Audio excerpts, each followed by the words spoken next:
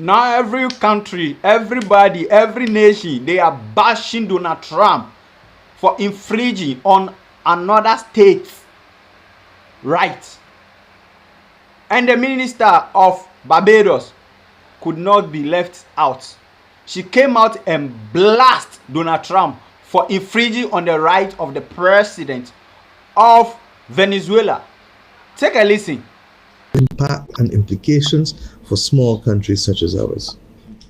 I wanted to say Happy New Year to each and every one of you, but the last 24 hours have proven to be exceedingly challenging. And it is important that we speak to the country to be able to ensure that on the multiple fronts that we have been affected in the last 24 hours, that we keep everyone up to date and to let people know that things are under control with respect to the consequences that we are now currently facing. It is fair to say that what we saw happen last night in Venezuela is uncharted territory. It is also fair to say that what we saw happen in Barbados last night must also become a thing of the past. And to that extent, the law enforcement officers have also met with me, so that I am here for dual reasons today and not just one. But any one of the two would have been sufficient to bring me to address the people of this nation. With respect to the first matter, with respect to Venezuela's and what is happening in Caracas and broader Venezuela, about just around 3 o'clock this morning, I was awoken, well, not even awoken because I really wasn't sleeping, and I saw that we were having difficulties, and from then was in contact with other colleague heads of government as well as the Secretary General of CARICOM, and we had an urgent heads meeting from which you would have seen a statement earlier today. That meeting took place just after 5 o'clock this morning. And at that stage, we recognized it was too early a stage for us to make any defining comment. That is still the position, because as we speak, matters are unfolding every half hour to an hour. You are as aware of the statements being made by different players, from the President of the United States of America to the Secretary of State to others, just as we are. But where Barbados becomes affected is on a number of areas, and we would have said this previously, which is why we continue to assert that small states really can only survive in an international rules-based order. For us, we always said that conflict would have consequences. And many of you asked, what would those consequences be? What would they look like? Well, we're living them out today. With the actions taken in Venezuela, a number of disruptions took place, primarily with respect to our airspace, or planes coming from the US, I should say. There are 3 major areas in the region, Eastern and Southern Caribbean, and then one in Puerto Rico, 4 altogether in the Caribbean, that effectively manage the upper flight space. But as you would appreciate, Barbados is probably the biggest hub closest to Venezuela in terms of tourism, and therefore in terms of air flights and in terms of hotel accommodation and cruise accommodation, we would inevitably be affected. Just a few questions from me quickly. I know you said it's still early days as it relates to a CARICOM position and statement. However, I am with hearing terms such as a reboot of the Monroe Doctrine coming back to play with this attack on Venezuela. What is Barbados' position on the actual event itself? Let me be very clear, Colville. Venezuela is our friend. The United States of America is our friend. In fact, in both instances, we have family relations with both countries. By the same token, the Caribbean community has been the entity that we have chosen as a matter of first principles to align our foreign policy with. When the heads of government met this morning, all of the persons were not there because it was an emergency early meeting. We took a decision that we will wait for other information to become present. And when that happens, we will certainly act collectively, and I do not want in any way to prejudice the integrity of that consultative process with CARICOM.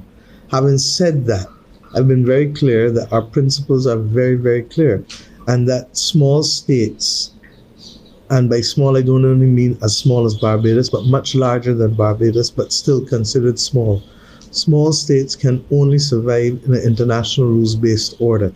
And that, therefore, anything that happens that runs contrary to that would be of grave concern to us as a people in Barbados, but equally as to the region.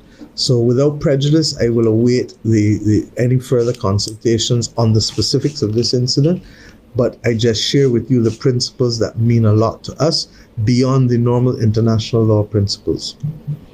And a follow-up question, Madam PM. You mentioned that basically, if no further escalation within Venezuela, the short-term impacts should likely pass quickly. What are the permutations as it relates to the potential long-term impacts on our, we don't our know. tourism? Covell, we simply don't know. For me to speculate and to conjecture anything now would be just simply that, conjecture. Can't do it. I ask you to allow the events of the next few days to play out. There are perspectives as to what has transpired in Venezuela that I suspect will continue to play out in the next few days. So I do not think that we are in a position to offer any meaningful commentary at this stage. What I can say is that we're dealing with the consequences of the conflict.